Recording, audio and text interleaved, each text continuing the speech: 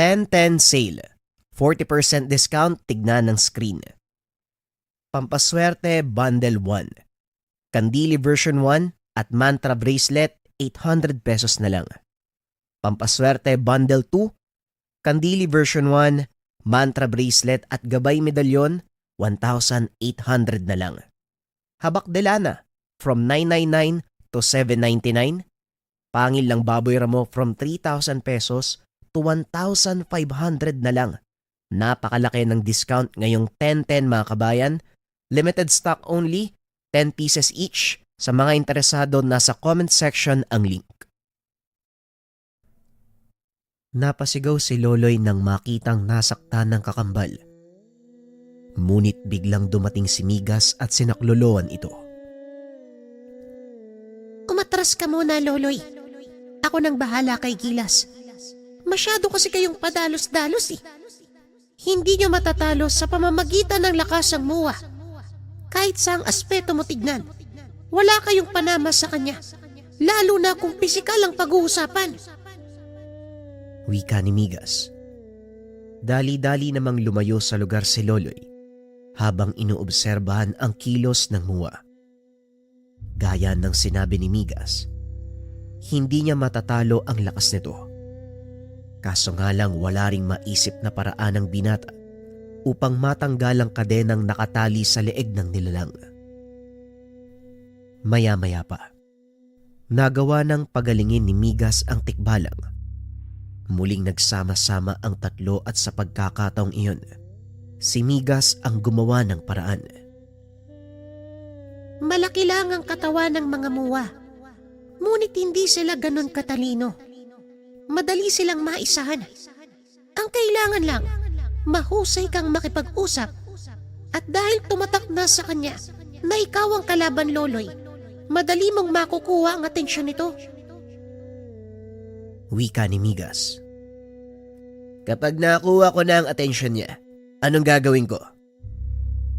Tanong ni Loloy. Mahilig makipag-usap ang mga muwa, lalo na kapag kayabangan ng usapan.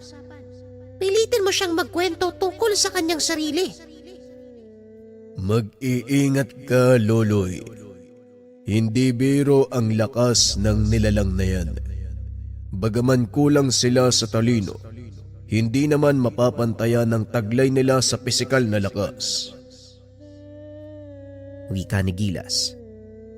Sa mga hindi nakakaalam, ang mga muwa ay malaking nilalang na may isang mata. Dahil sa taglay nilang lakas, sila ang ginagawang tagapagbantay ng mga lagusan patungo sa mundo ng mga engkanto o hindi naman kaya ng mga iniingatang yaman ng mga ito. Madalas ding naglilingkod ang mga muwa sa maharlikang dalakitnon bilang tagagawa ng mga tahanan at iba pang gusali sa kanilang mga syudad. Paborito nilang kinakain ang mga palay, nakakagapas pa lamang, kaya madalas nilang ninanakawan ang mga tambubo o imbakan ng palay ng mga magsasaka. Ganun ba? Yun lang ba ang kailangan kong gawin? Tanong ni Loloy. Oo, yun lang. Kami nang bahalang magtanggal ng kadenang nakatali sa kanyang liig. Tama ang hinala mo. Napapasunod ng mga kalaban ng nilalang dahil sa nakataling kadena sa kanyang liig. Wika ni Migas. O sige, ako nang bahala. Mag-iingat kayong dalawa. Wika ni Loloy. Matapos ay kinuha nito ang atensyon ng muwa sa pamamagitan ng paghagis ng isang sakong palay sa daan. Nagkalat ang palay, kaya naman kagad napalingon ng muwa. Dali-dali itong tumakbo papunta sa binata. Akmang hahambalusin na sana ito ng hawak na puno. Ngunit bigla itong natigilan dahil narinig niya ang sinabi ni Loloy. Muwa, naririnig mo ba ako? Oy, alam mo, may sinabi sa akin si Matias tungkol sa'yo eh. Grabe pala, ganun ka pala. Wika ni Loloy. Ibinaba ng muwa ang kanyang hawak at bagyang yumuko. Ano ang sinabi sa'yo ng magkukulam? Grabe talaga. Grabe yung sinabi niya eh. Pero kumalma ka muna ah. Pag-uusapan natin. Nahalata akong galit ka sa kanya. May problema ba? Tama ka. Galit nga ako sa taong yon. Niloko niya ako. Gamit ang mga sako ng palay. Ang sabi niya, mas marami pa ang makukuha ko kung isusuot ang gintong kadena. Pero nagsinungaling siya dahil wala naman akong nakuwang sako ng palay. At sa tuwing susubukan kong tanggalin ang kadena, nakukuryente ako. Ganun ba? Alam mo, kaya kitang tulungan eh. Pero bago yan, gusto ko malaman kung nasaan siya. Wika ni Loloy. Hindi ako naniniwala sa'yo. Mamaya, niloloko na naman ako. Napakahusay mo ha. Tama yan, hindi ka dapat nagtitiwala ng basta-basta. Pero kaibigan, maniwala ka sa akin. Dahil kaya kong tanggalin ang kadenang yan nang walang kahirap-hirap. Halika, lumapit ka dito. Ibubulong ko sa iyo yung sikreto. Tugon ni Loloy. Yumuko ang muwa. Kinuha naman ng 2 kakambalang pagkakataon upang umakyat sa leeg ng higante. Gamit ang kakayahan ng sabulag ni Gilas, hindi naramdaman ng malaking nilalang ang kilos ng 2. Nang masigurong nakapwesto na sa leeg ng muwa si Migas, muling kinausap ng binata ang higante. Ano? Papayag ka ba? Hindi kita nalinin lang. Kaya kong patunayan sa iyo ang sinabi ko. Wika ni Loloy. Habang kinakausap niya ito, patuloy naman si Migas sa paggawa ng paraan para makalas ang kadena sa leeg ng muwa. Paano ako makakasiguro na tutupad ka sa kasunduan? Tanong ng muwa. Napatingin si Gilas kay Loloy. Nagtanong ito gamit ang kanyang isipan. Loloy, anong kasunduan ang sinasabi niya?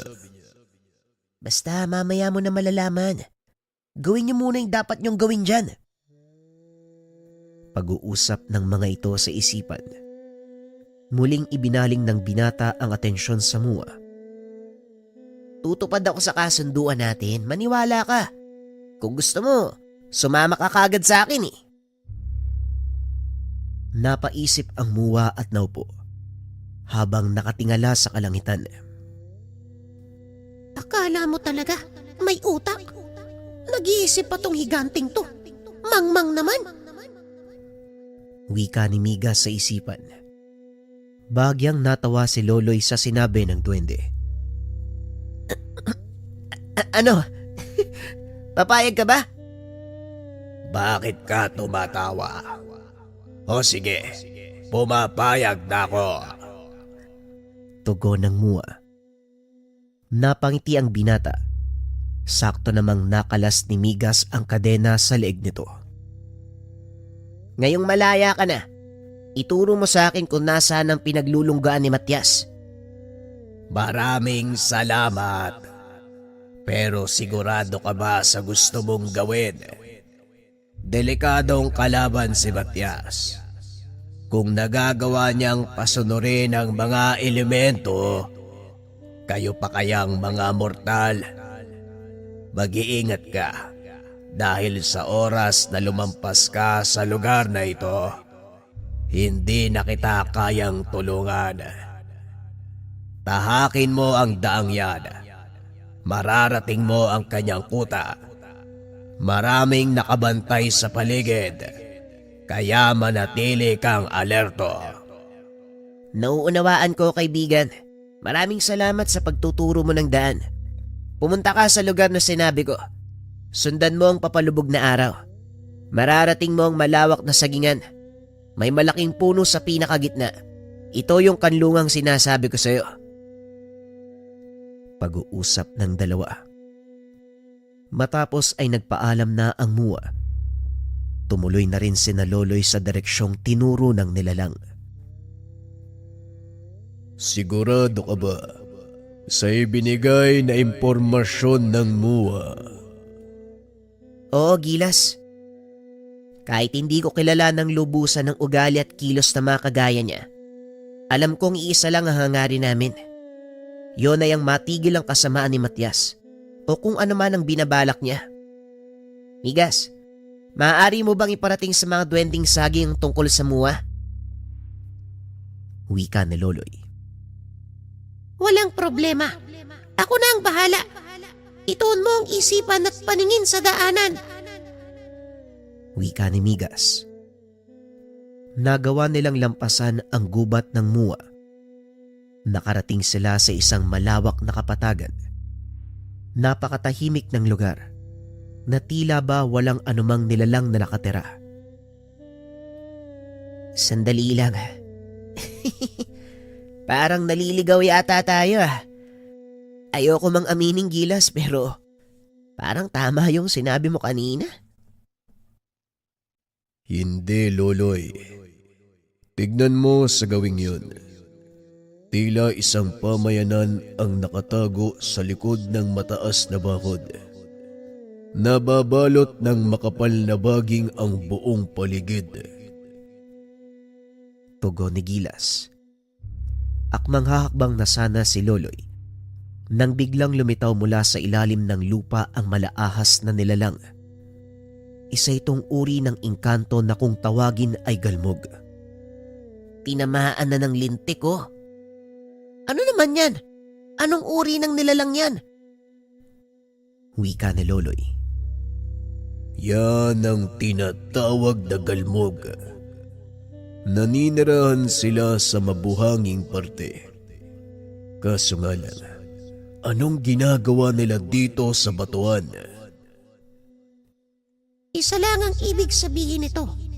Kagaya ng muwa, nagawa ding pasunurin ni Matias ang isang yan. Mag-iingat ka, Loloy. Makamandag ang bawat tinik sa katawan ng halimaw. Teka, ako lang ba mag-isa ang haharap sa nilalang na yan? Sa kasamaang palad, Loloy. Tama ka. Ikaw lang mag-isa. Hindi sasalakay sa anumang engkanto ang nilalang. Kaya ikaw ang pag-iinitan niya. Ano ba naman to? Parang hindi na ako makakarating ng buhay sa kuta ni Matias ah.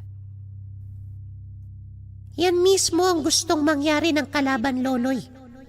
Kaya niya inilagay ang mga nilalang na ito sa daan. Pero kagaya ng muwa, may paraan din para talunin ang galmog. Nakikita mo ba ang pulang marka sa ilalim ng kanyang baba? Patamaan mo ang bahaging yan at siguradong mapapabagsak mo siya. Pero gaya ng sinabi ni Gilas, mag-iingat ka dahil ang bawat tinik sa katawan ng nilalang may tumatagas na kamandag. Wika ni Migas. Kung ganon wala na akong pagpipilian. Gilas, ipaira mo sa akin ang palakol. Wika ni Loloy. Nagdalawang isip pa si Gilas dahil natatakot itong maulit ang nangyari sa laban nila ni Delio. Masyadong makapangyarihan ang palakol para sa'yo, Loloy. Nakalimutan mo ba? Nawalan ka ng wisyo nung gamitin mo ito sa laban kay Delio. Wika ni Gilas. Oo, at hindi ako nawalan ng kontrol, Gilas. Sinadya kong hayaan ng palakol na magmaniobra sa akin para mailabas nito ang buong potensyal ng katawan ko. Tugon ni Loloy. Kung talagang mapilit ka, o sige, eto, gamitin mo ang sandata ko. Wika ni Gilas. Sabay hagis ng palakol sa binata. Higit itong mas malaki kaysa sa kanya. Ngunit nagagawa itong buhatin ni Loloy ng walang kahirap-hirap. Mabilis na tumakbo ang binata papunta sa kinaroroonan ng galmog. Akmang tatalon sana ito paitaas nang mapatitig ito sa mga mata ng nilalang. Pakiusap, ayokong makipaglaban. Napipilitan lang akong sundin ang gusto ni Matias. Biglang napahinto si Loloy, na labis namang ikinagulat ng mga kakambal. Anak na, bakit ka huminto? Talagang magpapakamatay ka, no? Hindi, Gilas, sandali lang. Narinig kong magsalita ang galmog. Pakinggan niyong mabuti. Nakikipag-usap siya sa akin sa pamamagitan ng isipan. Tugon ni Loloy. Nanlaki mga mata ng dalawang nilalang nang marinig ang tinig ng galmog sa kanilang isipan. Paanong nangyari to? Paanong nauunawaan ni Loloy ang huni ng isang galmog? Pareho lang tayong nagulat. Kaya wag mo kong tanungin. Patawarin niyo ako kung kailangan ko kayong harangan. Pero binata, makipaglaro ka lang sa akin. Sabayan mo ang gagawin ko. O sige, walang problema. Basta wag mo na akong pupuruhan, ha. Mahirap na. May kakalabanin pa akong malakas eh. Huwag kang mag-alala. Dahil ang aking kamandag, gumagana lamang kapag galit ako sa aking kalaban. Wala itong bisa kung nakikipaglaro lang ako. Kahit ilang ulit ka pang matusok ng mga tinik at pangil ko, wala itong magiging epekto sa'yo. Ganun ba? O sige. Ano bang gusto mong gawin? Sumugod ka sa akin, binata. Dali-dali namang sumugod si Loloy. Gamit ang palakol ni Gilas, alam niyang hindi tatablan ang katawan ng galmog dahil sa kapal ng kaliskis na bumabalot dito. Habang kunwari naglalaban ng dalawa, nagpatuloy sa pag-uusap ang mga ito sa pamamagitan ng kanilang isipan. Ngayon sabihin mo sa akin kung bakit ka sumusunod sa kagustuhan ni Matias. Hawak ng mangkukulam na yon ang aking mga itlog. Nagbanta siyang papatayin ng mga ito sa oras na suwayin ko ang kanyang kagustuhan. Talaga nga naman, oh. Walang iya talaga yung tao na yan, ah. Kumanda siya sa akin. Dahil sa oras na magpang-abot kami, hindi ako magtitira sa katawan niya ng kahit isang lugar para sa pigsa. Ikaw pa lang ang kauna-unahang tao na naglakas ng loob na labanan si Matias. Pinahanga mo ko. Kakaiba ang iyong katapangan. Nararamdaman ko, may kabutihan sa iyong puso. Kaya malaki ang aking tiwala na mananalo ka kontra sa taong yun. Sisikapin kong manalo dahil ayokong inaalipin nino man ng mga inkantong kagaya nyo. May sarili kayo mga buhay. At isa pa, ang mga kakambal ko ay mga inkanto. Isang tikbalang at isang duwending saging. Kaya naman pala, napakalakas ng nararamdaman kong enerhiya mula sa'yo. Siguradong kakayanin mo ang maiwagang kamandag na ipapasok ko sa katawan mo. Panandalian kang makakatulog. Mawawala ang lahat ng pintig sa iyong katawan. Ngunit sa oras na manumbalik ang iyong kamalayan, magbibigay ng panandaliang lakas ng katawan ng kamandag na pumasok sa iyong sistema. Kalahating oras lang ang itatagal nito, binata. Kaya kung ano man ang kailangan mong gawin, dalian mo ang kilos. Teka, sandali lang ah. Bakit kailangan mo kong kagatin? At bakit kailangan kong mawalan ng malay? Ito lang ang paraan para makapasok ka ng mabilis sa kuta ni Matias. Ngayon kung handa ka na, eto na ang kamandag. Pag-uusap ng dalawa. Bagyang tinusok ng galmog sa likuran si Loloy gamit ang kanyang matalas na buntot. Ilang segundo lang ang nakalipas. Biglang nawalan ng malay ang binata. Pinulupot ng galmog ang buntot nito sa katawan ni Loloy. Dinala paakyat sa burol kung nasaan ang kuta nila Matias. "Huwag kayong mag-alala.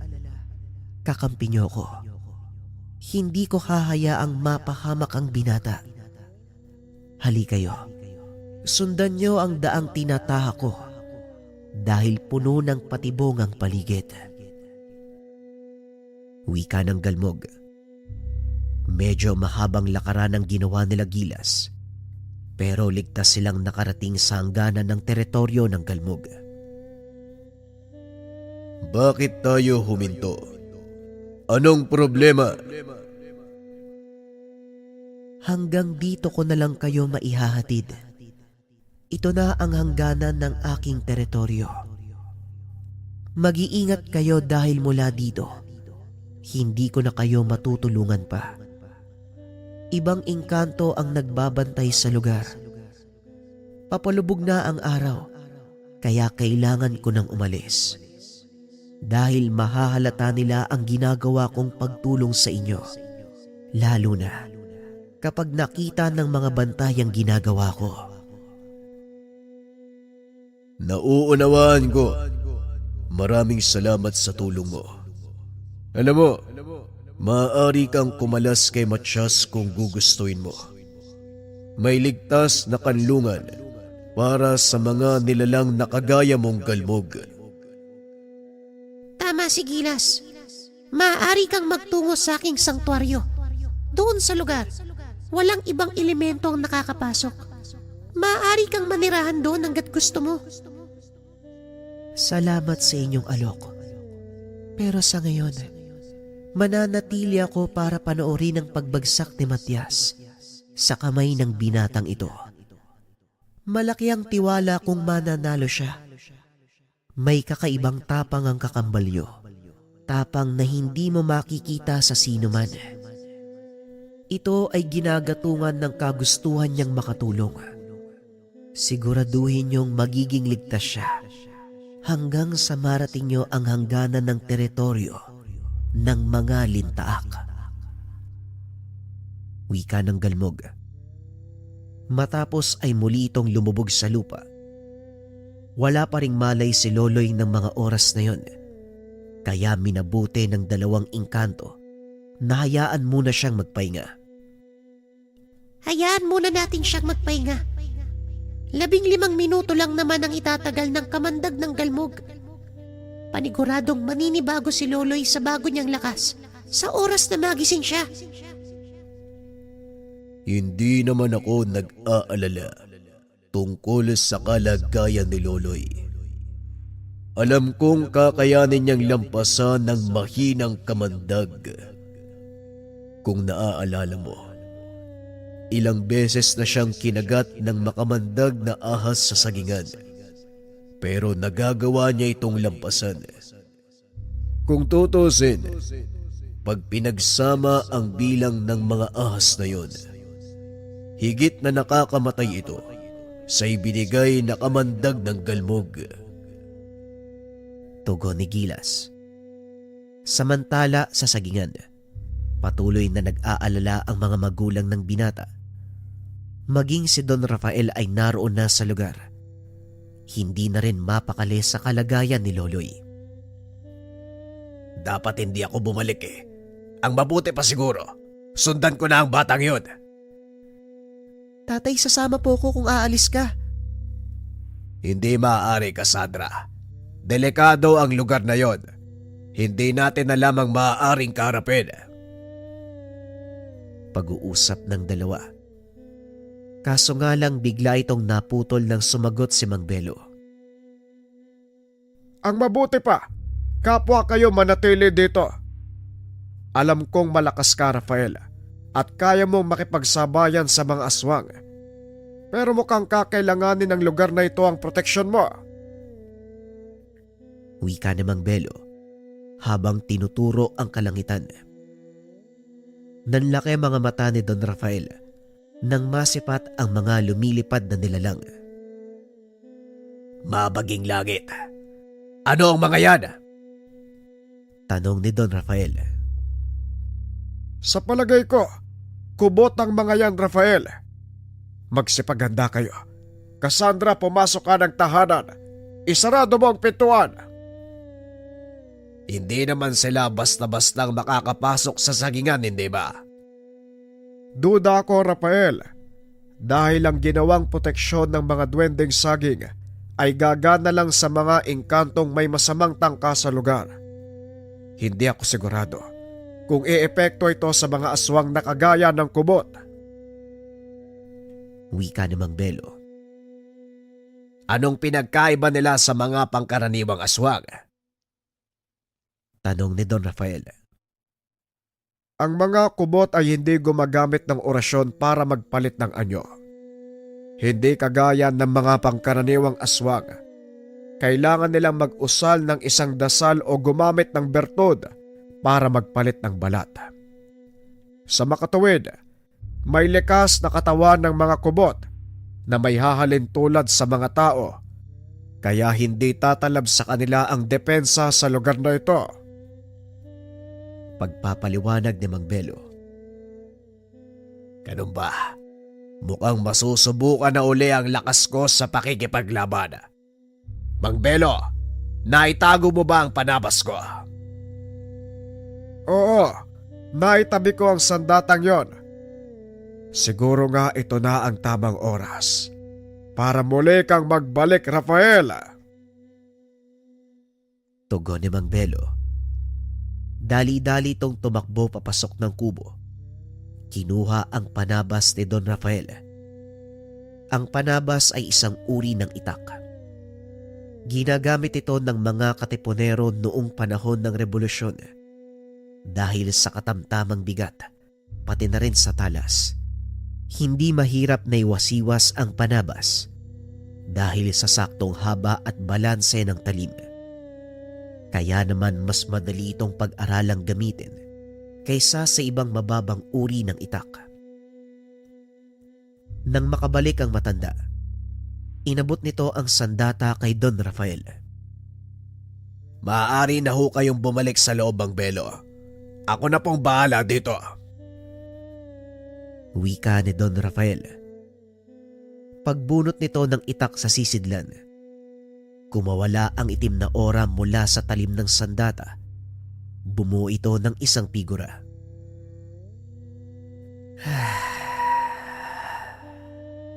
Ngayon mo lang uli naisipan na hawakan ang panabas mo, Rafael.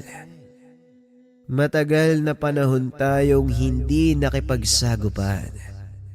Ang buong akala ko, tuluyan mo na akong nakalimutan. Wika ng nilalang. Yun din ang akala ko, Ligom. Matapos ang huling laban natin, hindi ko na inisip na mahahawakan ko pa uli ang sandatang ito. Ang totoo, hindi ko na pinangarap eh. Pero wala tayong magagawa dahil tawag ng pangangailangan ang nagsabi. Wika ni Don Rafael. Ganun pa man, handa pa rin akong makipaglaban sa tabi mo. Ikinagagalak kong muling makita ang aking Panginoon. Gayon din ako, kaibigan kong Dalakitnon. Maganda ka na. Magsisimula muli ang digmaan.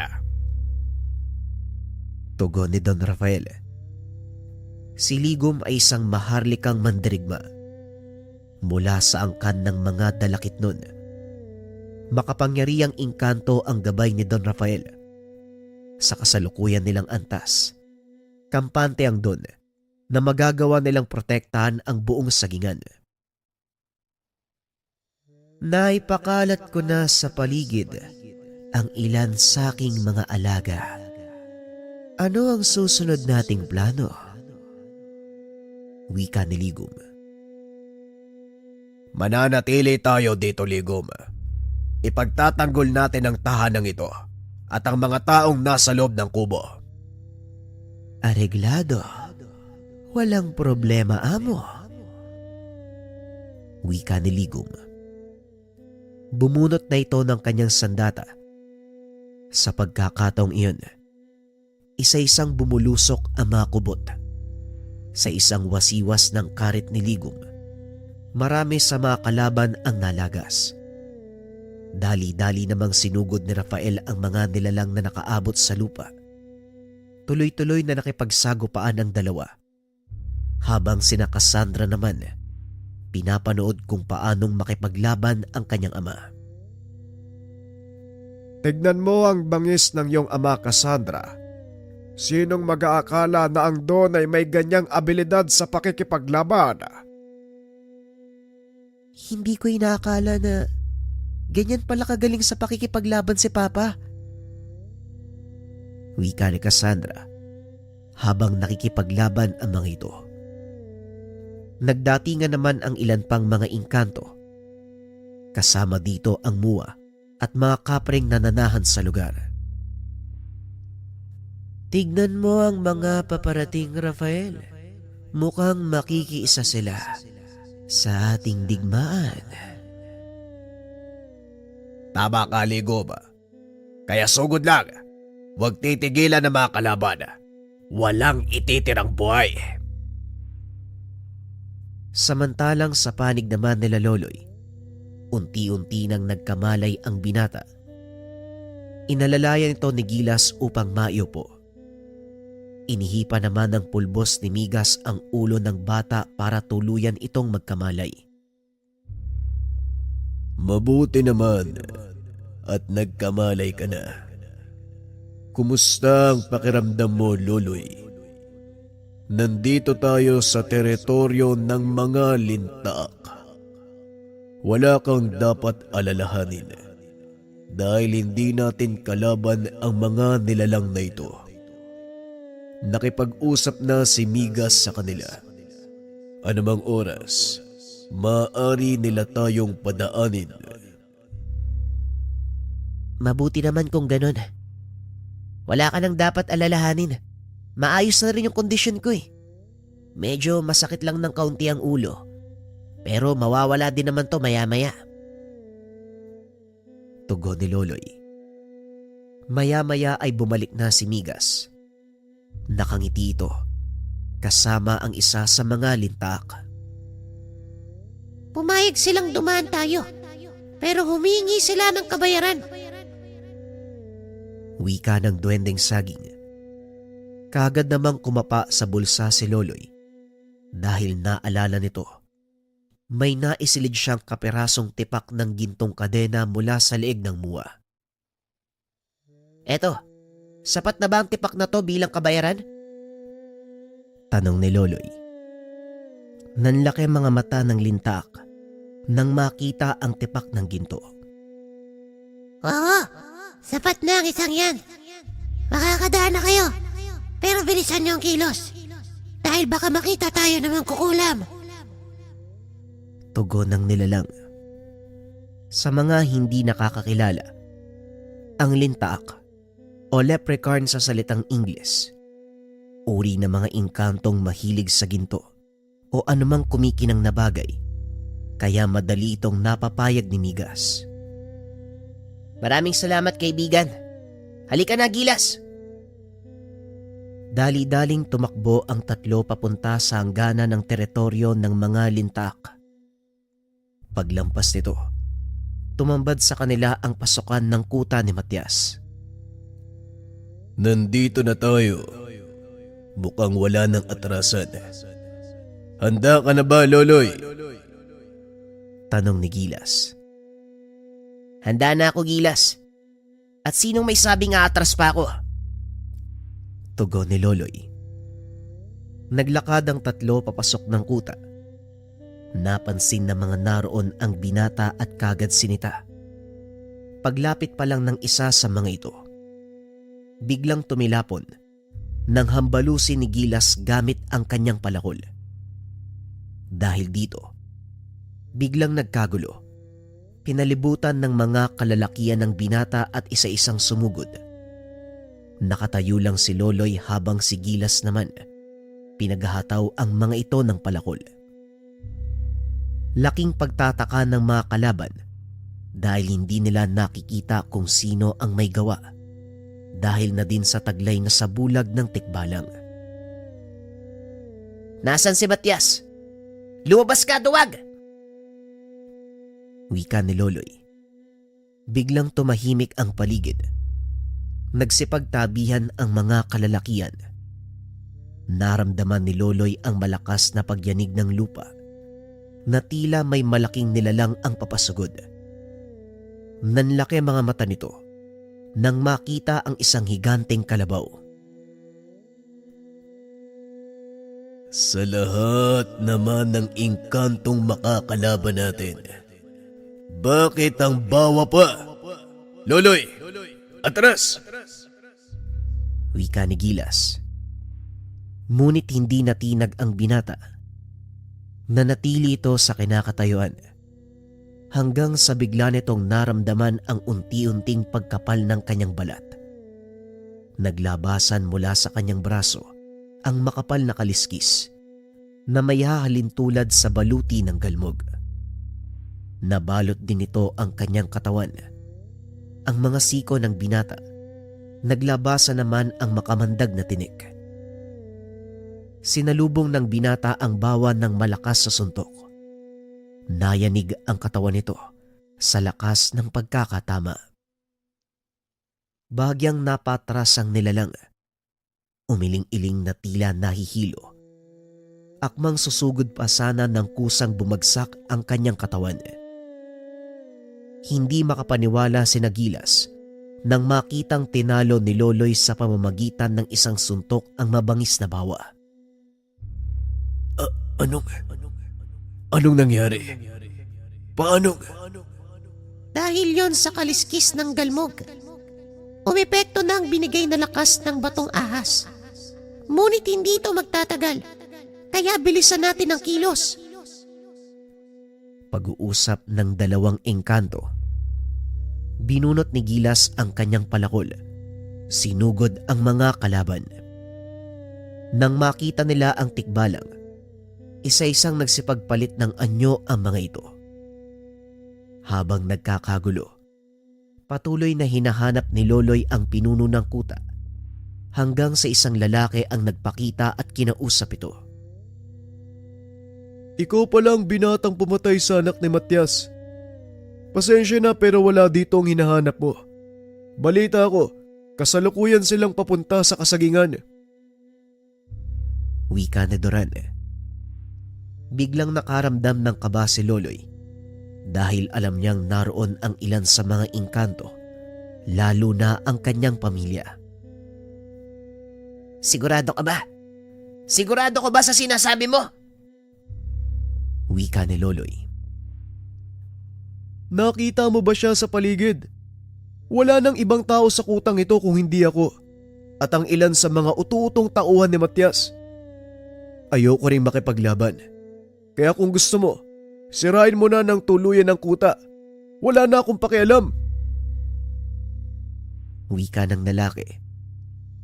Nilingon ng binata si Gilas na noon ay halos nagapi na ang karamihan sa mga kalaban. Gilas, wala dito si Matias. Papunta sila doon sa sagingan. Nanganganib ang buhay na makasama natin doon. Anong sinabi mo? Naisan tayo.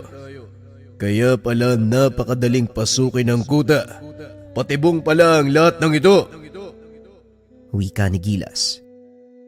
Nagpakawala ito ng malakas na bugso ng enerhiya dahil sa sobrang galit. Halos mawasak ang kapaligiran. Nagtalsikan ang mga kalaban. Magaling! Nabawasan na ang trabaho ko. O siya, maiwan ko na kayo. Wika ng lalaki. Mabilis siyang umalis sa lugar. Kailangan na nating bumalik sa sagingan. Migas, may magagawa ka ba para mapabilis ang paglalakbay natin? Tanong ni Loloy.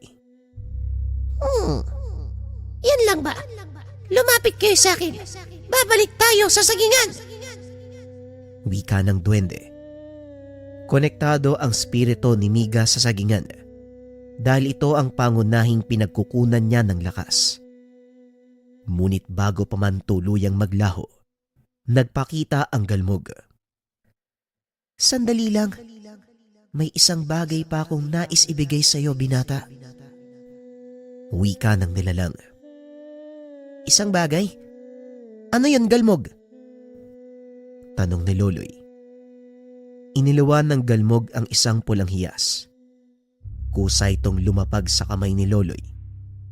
Laking gulat ng binata dahil tila unti-unting lumilipat sa kanya ang espiritu ng batong engkanto. Tanggapin mo ang mutya na yan bilang pasasalamat sa kalayaang ipinagkaloob mo sa akin. Lahat ng mga engkanto dito ay natulungan mo. Malaya na kaming makakabalik ng aking mga anak sa aming pinagmulan.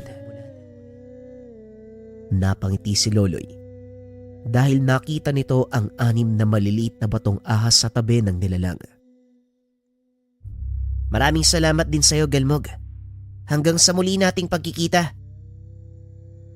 Tugon ni Loloy bago tuluyang maglaho papunta sa sagingan. Napapikit ang binata. Nabalot ng matinding liwanag ang paligid nang magmulat ito. Nasa kalagitnaan sila ng sagupaan nila Don Rafael at ng hukbo ng mga kubot. Anong ginagawa mo dito? Hindi ba nagpunta ka sa kuta ni Matias? Anong nangyari? Tanong ni Don Rafael. Papunta dito si Matias. Mabuti na lang. May kakayahan si Migas na bumalik dito nang hindi naglalakbay sa lupa. Wika ni Loloy habang nakatitig sa ama-amahan. Anong problema? Bakit ganyan ka makatingin? Tanong ni Don Rafael. Wala ho, Papang. Naninibago lang ako. Noon kasi ang nakikita ko lang na hawak mo panulat sa papel. Pero ngayon hindi ko lubos na kalain. Hahawak ka ng panabas. Marunong ka bang gumamit niyan? Tanong ni Loloy. Bago ako maging tagapagmana ni Papang sa lahat ng mga ari-arian niya, gaya mo din ako, Loloy. Kaya nga nakilala ko si Mang Julio. Sumalangit nawa ang kaluluwa ng matandang yon. Wika ni Don Rafael. Natigil ang pag-uusap ng mga ito nang biglang makarinig ng malakas na sigaw mula sa hindi kalayuan. Tila atungal ito ng isang mabangis na hayop. Gilas, anong nilalang ang paparating? Tanong ni Loloy. Hindi ano, kung hindi sino. Si Matias at ang kanyang mga gabunan ay nandito na. Wika ng 2 engkanto. Ilang sandali pa napansin ni Loloy ang figuran ng mga malalaking nilalang. 4 ang kabuuang bilang ng mga ito, maliban sa isang lalaking nasa gitna. Napakabigat ng presensya ng mga nilalang na yan. Wika ni Don Rafael. Gabunang aswang ang tawag sa kanila, kaya paniguradong malakas ang kanilang puwersa. Wika ni Gilas. Ano, Papang? Natatakot ka na ba? Wika ni Loloy. Wala sa bokabularyo ko ang salitang yan, iho. Kaya kung handa ka na, wag na natin silang antaying makarating pa rito. Wika ni Don Rafael. Dali-dali itong tumakbo. Saka pa lamang napansin ni Loloy ang nilalang na nakasunod sa ama-amahan. Ang nilalang na yan ay si Ligum, isang maharlikang mandirigma mula sa angkan ng mga dalakit nun. Hindi ko akalain, konektado pala siya kay Don Rafael. Wika ni Gilas. Magtatanong pa sana ako sa iyo pero inunahan mo na ako. Kaya hindi bali na lang. Tugon ni Loloy. Matapos ay sumunod na ito kay Don Rafael. Mabilis namang sumalubong ang mga kalaban. Nagpang-abot ang 2 pangkat. Isang malakas sa suntok ang binitawan ni Loloy, dahilan para mayanig ang katawan ng aswang na tinamaan nito. Nagulat si Don Rafael sa ipinakitang lakas ng binata. Nilingon nito ng isa pa sa mga aswang. Walang pagdadalawang isip na pinagtataga ang kalaban gamit ang kanyang panabas. Hindi na nagawang gumanti pa ng nilalang dahil kagad humiwalay ang ulo nito sa kanyang katawan. Nasorpresa si Matias nang makitang bumagsak na kagad ang dalawa sa kanyang malakas na kasama. Nakakagulat na lakas ang iyong pinapakita. Ngunit kaya niyo bang tumagal hanggang sa dulo laban sa iba ko pang mga alagad? Wika ni Matias. Marahil ikaw si Matias. Wala akong pake kung ilang tauhan o nilalang ang nasa ilalim ng pamumuno mo. At dahil pumasok ka sa aking teritoryo, sisiguraduhin kong hindi ka makakalabas ng buhay. Tugon ni Loloy. Ikaw siguro ang binatang pumatay kay Delio. Aaminin ko, humanga ako sa angking mong lakas nung araw na sagupain mo ang aking anak. Pero hindi ko yon mapapalampas. Pagbabayaran mo ang pagpatay mo sa kanya. Wika ni Matias. Oo, tama ka. Ako nga ang pumatay sa anak mo. Pero hindi naman ako ganong kalakas. Mahina lang talaga yung Delio na yun eh. Sa makatuwid, puro lang siya salita. Tugon ni Loloy. Hindi na ako magugulat pa kung nagyayabang ka ng ganyan. Sa nakikita ko sa'yo, nagawa mong talunin ng isa sa mga alipin kong galmog. Itatama lang kita sa sinasabi mo pero hindi ko tinalo ang alaga mo. Kung hindi naging magkaibigan kami. Pinagkalob niya sa akin kung ano ang nakikita mo ngayon. Isang mortal na makikipagkaibigan sa isang engkanto. Ngayon lang ako nakarinig ng ganyang bagay. Kaya ang masasabi ko lang, isang malaking kalokohan ang sinasabi mo, ulupong. May sira naman pala yung ulo mo eh. Anong kalokohan? O sige, para hindi ka na kumbinsi ng matagal, bakit hindi mo ako subukan nang ikaw mismo makapagpatunay? Talagang hinahamon mo ko. Ako sa'yo, Tutoy, mag-isip kang Hindi na naituloy ni Matias ang sasabihin dahil bigla na lang tumama ang kamao ni Loloy sa kanyang bunganga. Para kang babae, ang dami mong satsat! Wika ni Loloy. Tumalsik palayo si Matias na kaagad namang sinundan ni Loloy. Hindi pa man ito nakakatayo. Nakita na naman niyang paparating ang kamao ng binata. Sa pagkakataong iyon, isang malakas sa suntok sa pisngi naman ang ibinigay ni Loloy, dahilan para sumubsob ang mukha nito sa lupa. Sa dalawang magkasunod na atake, napagtanto ni Matias na wala siyang laban kay Loloy sa mano-manong labanan. Dali-dali itong tumayo. Nag-usal ng mga pantawag na dasal. Malas lang nito dahil hindi makakapasok sa depensa ng sagingan ang mga nilalang na tinawag ni Matias. Magsasayang ka lang ng lakas mo. Walang ibang nilalang ang makakapasok sa depensa ko. Kaya walang maaaring makisali. Tayo-tayo lang dito. Wika ni Loloy. Napasigaw sa galit si Matias. Wala na itong ibang maisip na paraan kung hindi gamitin ang kanyang alas. Hindi ko akalaing mapipilitan akong gamitin ang bertud ng yumao kong asawa. Ngayon pagbabayaran mo ang kalapastanganan mo sa akin at kay Delio. Tugon ni Matias. Inilabas nito ang maliit na itim na bato na nagmumula sa kanyang sisidlan. Walang pagdadalawang isip na sinubo. Namilipit ito sa sakit. Unti-unti, nagbago ang anyo. Lumaki ang pangangatawan, tinubuan ng pakpak. Bahagyang umatras si Loloy dahil naramdaman nito na unti-unting tumataas ang enerhiyang umiikot sa katawan ni Matias. Ilang minuto pa ang nakalipas. Tuluyan nang natapos ang pagpapalit ng anyo nito. Laking gulat ni Loloy dahil biglang naglaho sa kinakatayuan si Matias.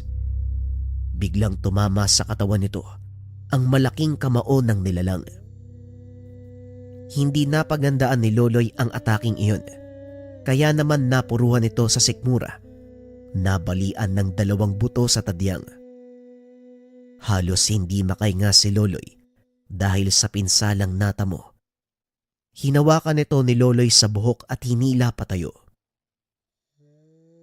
Ngayon, magmalaki ka. Tignan natin kung ano pang magagawa mo. Sinasabi ko na nga ba, puro ka lamang pasikat. Sa una ka lang magaling. Wika ni Matias. Sabay hagis kay Loloy palayo. Nang makita ito ni Don Rafael, dali-dali niyang sinugod ang kalaban sa tulong ng gabay na si Ligum. Winasiwas ng Don ang kanyang panabas, ngunit hindi nito magawang patamaan si Matias. Nagsasayang ka lang ng lakas, at kahit tamaan mo pa ako ng talim na yan, wala ring kwenta dahil hindi tumatalab sa katawan ko ang sandatang gawa na... Napatigil sa pagsasalita ang nilalang dahil nakita nitong bumaon ang sandata ni Don Rafael sa kanyang katawan. Sinong may sabi sa'yong gawa ito ng tao? Pasensya na, pero ang panabas na ito ay gawa mula sa bakal na minina sa mundo ng mga engkanto. At ang panday na gumawa ng talim ay isang dalakit doon. Wika ni Rafael. Itinulak naman ito ni Matias, dahilan para mabunot ang sandatang nakabaon sa katawan nito. Sunod-sunod na atake naman mula kay Ligum ang natanggap niya. Nilingon ng Don si Loloy na noon ay ginagamot ng mga duwending saging. Sa kasamaang palad malubha ang tama ng binata, hindi pa rin ito nagkakamalay. Malala ang tama niya.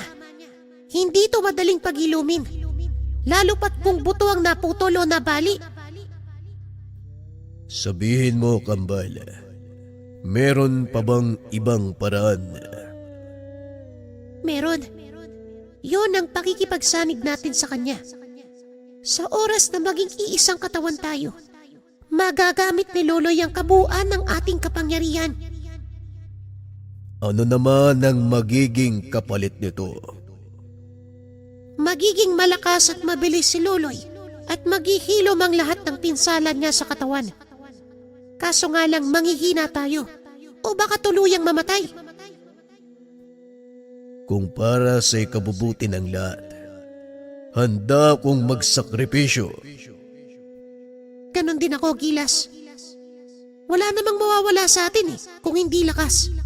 At isa pa, para din ito sa nakararami. Sige na, Kambal. Gawin na natin! Pag-uusap ng 2 engkanto. Nagpasya ang mga ito na sumanib sa katawan ni Loloy para mapalabas ang buong potensyal. Unti-unting gumaling ang pinsala sa katawan ni Loloy. Ilang minuto ang nakalipas. Muling nagkamalay ang binata. Kakaibang lakas ang naramdaman nito. Pag-angat ng tingin ng binata, nakita nitong nahihirapan sa laban si Don Rafael hanggang sa tuluyan nitong bumagsak. Nabitawan ang kanyang panabas. Maging ang gabay nitong dalakit nun, halos hindi na rin makagalaw. Hinawakan ni Matias si Don Rafael sa leeg. Walang pagdadalawang isip na itinaas. Ngunit laking gulat nito nang biglang maputol ang kamay na nakahawak kay Don Rafael. Napasigaw si Matias, lalong nagalit nang makitang nakatayo uli si Loloy. Ikaw walang hiya ka. Pagbabayaran mo ang ginawa mo! Wika ni Matias.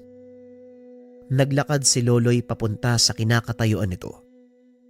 Unti-unti namang umatras ang kalaban dahil naramdaman nito ang nag-uumapaw na lakas ni Loloy. Hawak-hawak nito ang palakol ni Gilas. Pinapaikot-ikot sa kanyang katawan. Biglang nawala ang binata. Muli itong lumitaw sa tabi ni Don Rafael. Papang, ayos ka lang ba? Kaya mo bang tumayo? Ayos lang ako. Pambihirang lakas ang taglay ng isang yan. Mag-iingat ka. Oo, Papang, alam ko. Pero sa palagay ko, kakayanin ko siyang talunin. Alam ko, iho. Ang sakin lang, huwag kang magpapakampante. Tumangulang ang binata at muling ibinaling ang atensyon kay Matias na noon ay namimilipit na sa sakit. Muling dinampot ng binata ang palakol at naglakad papunta sa kinakatayuan ni Matias. Muli niya itong sinugod. Sa pagkakataong iyon, sinalubong siya ng kalaban. Sinalo ang talim ng palakol ni Loloy. Itinulak ang binata palayo. Nagawa mo mang putulin ang kamay ko, pero hindi nangangahulugan na magpapatalo ako sa iyo. Hindi mo pa namamalas ang buong lakas ko. Wika ni Matias. Muli nitong pinatubo ang naputol na kamay. Kanina ko pa gustong-gustong makita ang sinasabi mo eh. Oo, nagawa mo akong pabagsakin at bigyan ng pinsala. Ngunit nakakalimutan mo yata. Nandito ka sa loob ng teritoryo ko. Wika ni Loloy. Napatingin sa paligid si Matias. Nakita ang napakaraming duwending saging na nagtitipon upang bigyan ng lakas si Loloy. Maging ang mga tikbalang, patuloy na pinapanatili ang pananggalang sa buong sagingan para hindi makapasok ang puwersa ni Matias. Tumalon ito paitaas. Sinubukang atakihin ng mga duwending saging, ngunit nagawa itong pigilan ni Don Rafael sa pamamagitan ng pagbato ng hawak nitong panabas. Tumarak ang talim ng sandata sa likod nito na naging dahilan ng muling pagbagsak nito sa lupa. Dali-daling tumakbo si Loloy at sumalakay. Inihagis ito paitaas ang palakol at sinugod si Matias gamit ang kanyang kamao. Sunod-sunod na malalakas sa suntok ang pinakawala ng binata, dahilan para tuluyang mapako sa lupa ang katawan ng kalaban. Sakto namang pagbagsak ng palakol sa kamay ni Loloy. Walang pagdadalawang isip nitong pinugutan ng ulo si Matias. Biglang tumahimik ang kapaligiran, lalo pa nang makita ng mga kalaban. Lumipad palayo sa katawan ni Matias ang kanyang ulo. Unti-unting nagpulasan ang mga ito nang mapagtantong natalo ang kanilang pinuno. Nanalo si Loloy. Mga kasama, nanalo tayo! Wika ni Don Rafael. Naglabasa naman ang mga nilalang habang isinisigaw ang pangalan ni Loloy. Sa wakas natapos na din. Wala nang masamang orang bumabalot sa paligid. Ngunit hindi pa tuluyang nauubos ang mga alipores ni Matias. Wala tayong dapat alalahanin sa kanila. Matatakot na ang mga yon na sumugod o gumawa ng kahit anong hakbang laban sa mga tao. Lalo pat alam nila ang kakayahan ni Loloy. Pag-uusap ng dalawa. Kumalas na rin sa katawan ni Loloy ang mga kakambal, dahilan para mawalan ng malay ang binata. Dali-dali namang tumakbo palabas si Cassandra. Inalalayan ang binata. Loloy, anong nangyari sa kanya? Bakit siya nawala ng malay? Tanong ni Cassandra. Huwag kang mag-alala. Napagod lang si Loloy. Mamaya magigising na rin yan. Wika ni Don Rafael. Binuhat nito ang binata papasok ng kubo. Inihiga sa mahabang upuan. Hindi umalis si Cassandra sa tabi ng binata hanggang sa magkamali ito. Teka, anong nangyari? Bakit may anghel sa harapan ko? Patay na ba ako? Sa kasamaang palad, wala ka pa sa langit. Hindi ka pa patay. Hindi pa pwede. Ganun ba? Sayang. Akala ko anghel yung nasa harapan ko. Ikaw lang pala. Nagtawanan ang lahat maging si Cassandra dahil alam nila na nasa maayos na kalagayan na si Loloy. Ngayong tapos na ang problema kay Matias. Ano kaya ang susunod na mangyayari? Wika ni Don Rafael. Sa ngayon, Papang, wag muna natin isipin ang tungkol sa bagay na yan. Pwede bang pagpahingahin muna natin ang mga isipan natin? Tama si Loloy. Hindi na babalik ang mga kalaban, lalo pat wala na silang pinuno. Hindi maglalakas ng loob ang mga aswang na manalakay ng walang sinasandalang pinuno. May punto ka naman. Kung sa bagay, mas mabuting isipin natin ang pagsasaayos ng mga nasalanta. Tugon ni Don Rafael. Nagsimula ang mga itong ayusin ang mga napinsala sa sagingan. Kalaunan bumalik ang lahat sa dati. Naging mapayapa ang paligid. Muling nagbalik sa paaralan sina Cassandra at Loloy. Masaya ang binata dahil nagawa nitong tuparin ang kahilingan ni Don Rafael na magkaroon ng normal na pamumuhay, ang anak na si Cassandra. Sa paglipas ng mga taon, tuluyang ipinagkatiwala ni Don Rafael ang sagingan sa binata, maging ang ilan sa ari-arian nito. Pinapatakbo ng mag-asawang si Loloy at Cassandra. Pasensya na kayo kung maaga kong binitawan ng responsibilidad bilang tagapamahala ng lahat ng ito. Gusto ko kasing maalagaan at makitang lumaki ang magiging apo ko sa inyong dalawa. Wika ni Don Rafael. Natupad ang kahilingan ng Don. Nabigyan siya ng 2 makulit na apo. Nasabi ng matanda na naging makabuluhan ng kanyang buhay dahil natupad ang lahat ng kanyang nais mangyari.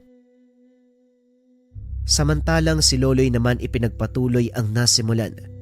Prinotektahan ang sagingan na naging sangtuaryo ng iba't ibang mga elemento, lalo na ng kanyang mga kakambal na tikbalang at duwending saging. Hindi man naging madali ang katungkulang iyon para sa kanya. Kailangan niyang pagsabayin ng pag-aalaga sa sagingan, maging ang ibang ari-arian. Naroon naman si Cassandra na laging nakasuporta sa kanya. Masaya si Loloy sa naging takbo ng kanilang buhay.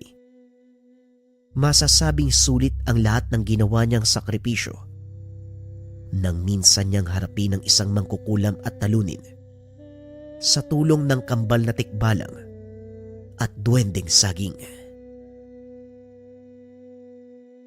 Maraming salamat sa pakikinig ng ating kwento, mga kabayan.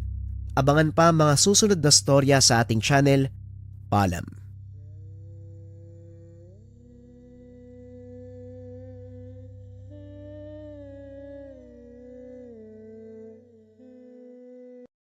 Ten Sale.